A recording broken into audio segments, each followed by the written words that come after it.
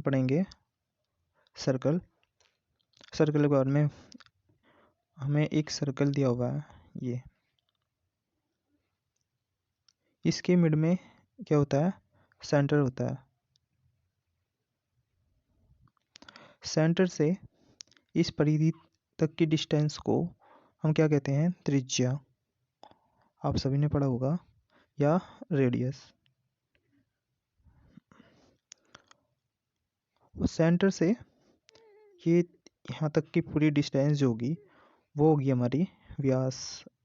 क्या होगी हमारी व्यास या डायमीटर, मतलब डी। इसका सर्किल का एरिया क्या होता है हमारा, जो हमें एरिया दिया होता है इसमें सर्किल का एरिया होता है हमारा पाई आर स्क्वायर, जहाँ हम पाई की वैल्यू रखते हैं 22/7। इसमें एक हमें सर्कल दिया हुआ है,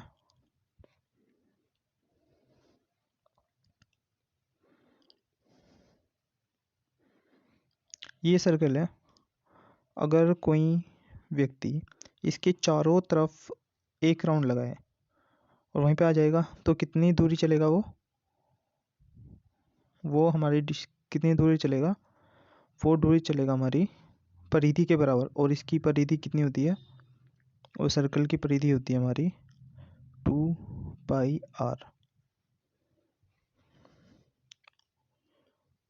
एक क्वेश्चन दिया हुआ है, एक वृत्त का व्यास हमें दे रखा है 28 सेंटीमीटर और वृत्त का क्षेत्रफल परिमाप और त्रिज्या, परिमाप नहीं है ये हमारी है परिधि, ये हमें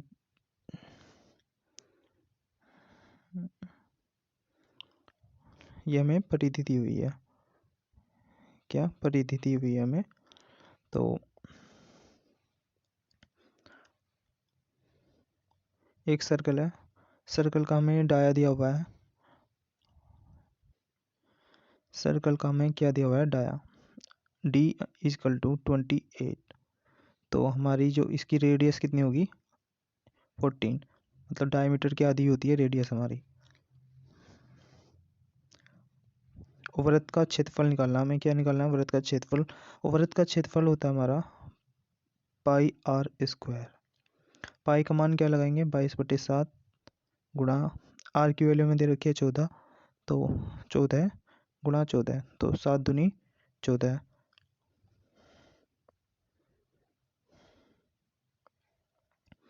तो 22 गुणा और 14 दूनी 28। तो 22 की हम जो 28 में मल्टीप्लाई करेंगे तो कितना आएगा हमारा, एक बार करके देख लेते हैं। 28 की 22 से मल्टीप्लाई करनी है तो 8 दूनी 16 का 6, एक हासिल, 2 दूनी 4, 1 5 इंटू 60, तो 6 6 5 11 का एक हासिल हो गया 616।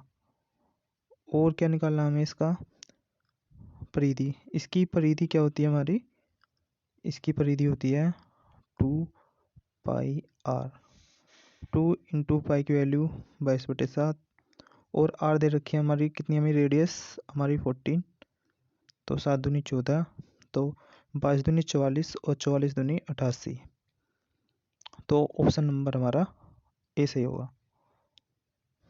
तो नेक्स्ट क्वेश्चन है, एक वृत्त का क्षेत्रफल 9 पाई सेंटीमीटर स्क्वायर है, तो वृत्त की परिधि का मान ज्ञात करो।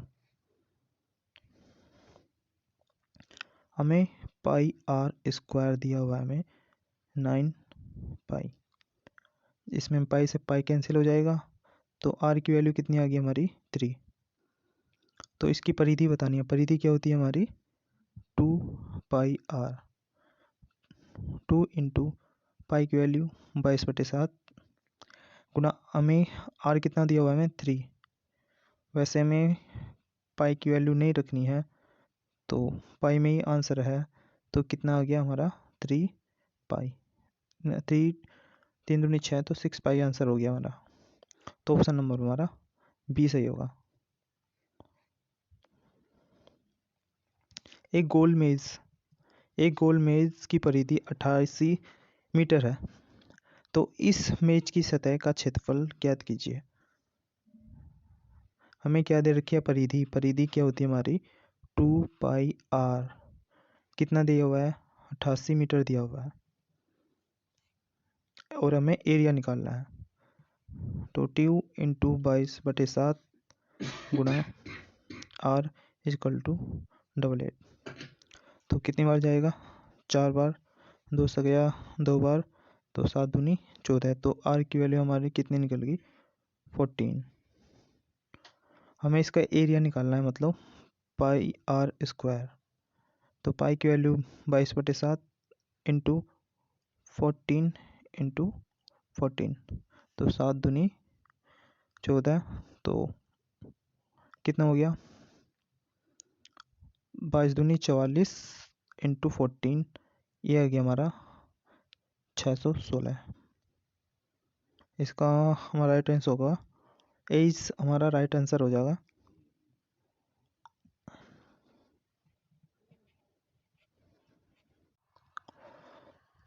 एक खेत एक वृत्त के रूप में है, जिसके चारों ओर बाड़ लगाने की लागत 12 रुपये प्रति मीटर के हिसाब से 2640 रुपये है। तो खेत का क्षेत्रफल ज्ञात करें। तो 2640 रुपये में कितना बाड़ लगेगा, 12 रुपये के हिसाब से। तो 12 दूनी 24 और 12 दूनी 24, मतलब 220 रुपये। तो ये वैल्यू हमारी 2πr, मतलब परिधि की, तो 220 रुपये। 2 × पाई की वैल्यू होगी हमारी 22/7 × r = 220। तो 22 से 10 बार, 2 से 5 और 7 पंजे 35। तो r की वैल्यू कितनी आ गई हमारी, 35। और इसमें क्या निकालना है हमें, एरिया निकालना है, एरिया ऑफ सर्कल। फील्ड दे रखा है, हमें एरिया निकालना है। तो एरिया होता है हमारा πr²। तो पाई की वैल्यू होती है हमारी 22/7 × 35 × 35। तो 7 पंजे 35, तो 22 पंजे 110 × 35।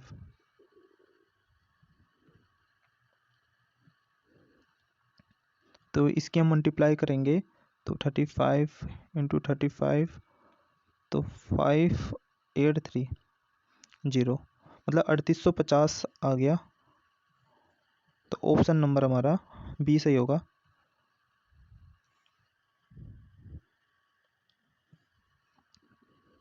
इसमें हमें दिया हुआ है, एक वृत्त की त्रिज्या, यदि एक वृत्त की त्रिज्या 19 गुणा कर दी जाती है, तो इस परिधि, इसकी जो परिधि होगी उसकी पिछली परिधि की कितने गुणा हो जाएगी। तो इस हमें कोई भी सर्कल है,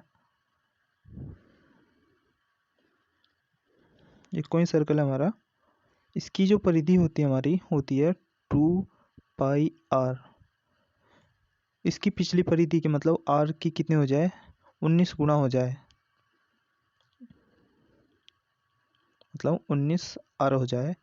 तो 2 × पाई ×